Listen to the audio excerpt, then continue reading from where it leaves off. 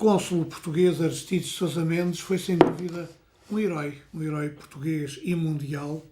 do século XX, pelo contributo que deu como diplomata, emitindo vistos para cerca de 30 mil refugiados que vieram de França para Portugal em busca de um refúgio, que para muitos foi no Brasil, nos Estados Unidos, no México, na Argentina, e ele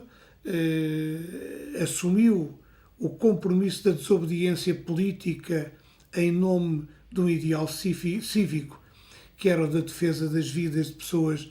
cuja inocência era total, que nada tinham a ver com a guerra, a não ser o facto de cerca de metade dos 30 mil que salvou serem de origem judaica, e, portanto, garantiu a vida a estas pessoas. A particularidade deste livro, Aristides Sousa Mendes,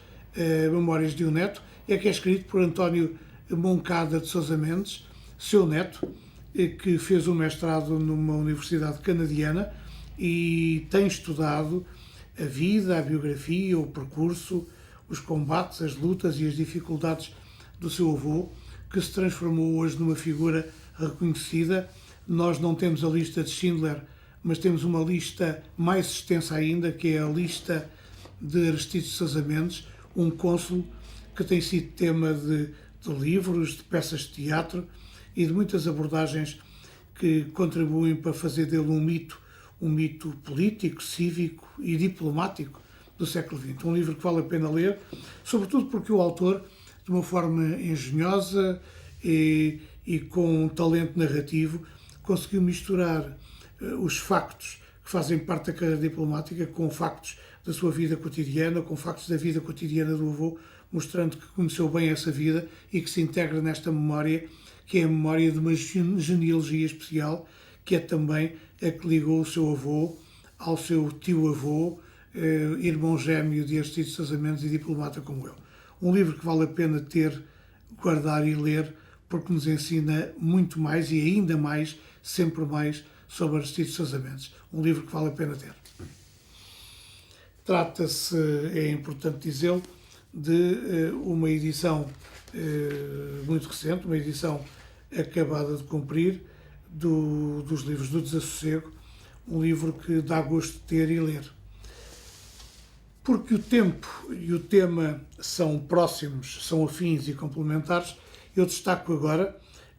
numa edição da Esfera dos Livros, Portugal e os Nazis, Histórias e Segredos de uma Aliança, um livro de Cláudia Ninhos,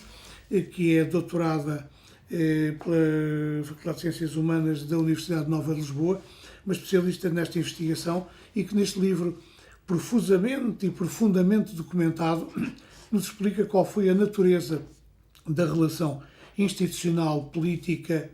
e entre Estados de Portugal com o Terceiro Reich, mostrando-nos através de fotografias com figuras que marcaram essa época de ambos os lados, qual foi a verdadeira natureza da relação do Estado português com o Terceiro Reich, numa altura em que, por iniciativa de Salazar e do seu governo, foi mantido o Estatuto de Neutralidade, que evitou a nossa entrada na Segunda Guerra Mundial, mas que teve também a particularidade de ter contribuído para o endurecimento da própria ditadura e para se criar a esperança em 1945 que a queda do regime nazi em Berlim contribuísse para haver uma liberalização e uma democratização do regime, o que não aconteceu. Com este livro deixamos de ter dúvidas quanto à natureza dessa relação. Foi uma relação forte, intensa, também no plano da cooperação cultural, se é que havia vida cultural intensa e partilhável neste domínio. Um livro fundamental, sobretudo para quem tem a ideia hoje de que Portugal nada teve a ver com o regime nazi liderado por Adolf Hitler, mas na realidade as relações foram fortes e intensas, e vemos aqui figuras da liderança do Estado Novo em Portugal, como António Ferro e o próprio Salazar e outros, que estão permanentemente no círculo de relação e de partilha política e institucional com o Estado nazi, com o Terceiro Reich. Vale a pena ler e saber para percebermos que isto é história contemporânea de Portugal e que foi assim nos anos 30 e 40.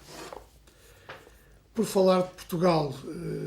isto é também uma forma de falarmos da sua identidade. Temos este pequeno livro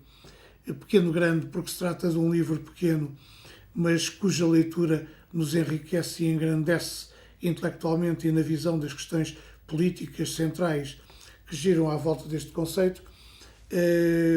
José Manuel Sobral fala sobre a identidade nacional, explicando-nos de que modo é que Portugal se tornou independente e depois construiu, através da navegação sempre para sul, num mar que foi passando a conhecer e que fez parte do seu imaginário e da sua história, que é a nossa história, como construiu a sua identidade e também o conceito global do que é Portugal e ser português. Ele defende uma teoria que é fácil de subscrever, a ideia de que a melhor forma de conhecer essa identidade profunda e a realidade que nos estrutura e nos permite identificar-nos no mundo depende muito desta genealogia que ele constrói de uma forma hábil, engenhosa e envolvente, um livro que vale a pena ter, sobretudo numa altura em que a crise profunda política e estrutural que se vive na Europa faz com que cada vez mais haja países, sobretudo a leste, que evoluem no sentido da direita e da extrema-direita. É bom saber como nascemos, como evoluímos e como nos transformamos nesta identidade de que hoje nos orgulhamos, mas que tantas questões levanta e tantos desafios nos coloca. Por último,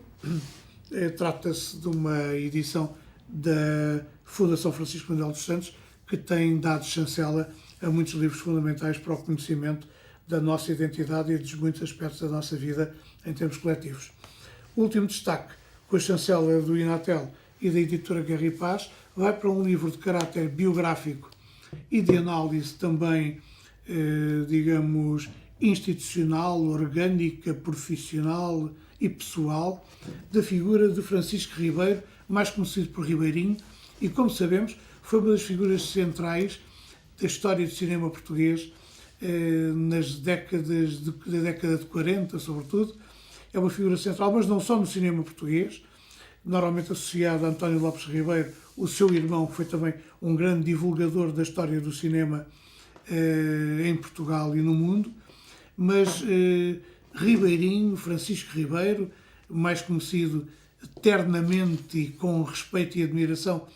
pela gente do teatro e do mundo artístico e cultural em Portugal, foi um grande encenador, foi um grande gestor cultural, criou e dirigiu companhias de teatro, foi um grande encenador, foi, por exemplo, vale a pena não esquecer, o encenador do À Espera de Godot, de Samuel Beckett, e que ele transformou numa peça de referência fundamental da história do teatro em Portugal. Foi, portanto, um homem de cinema, um homem de teatro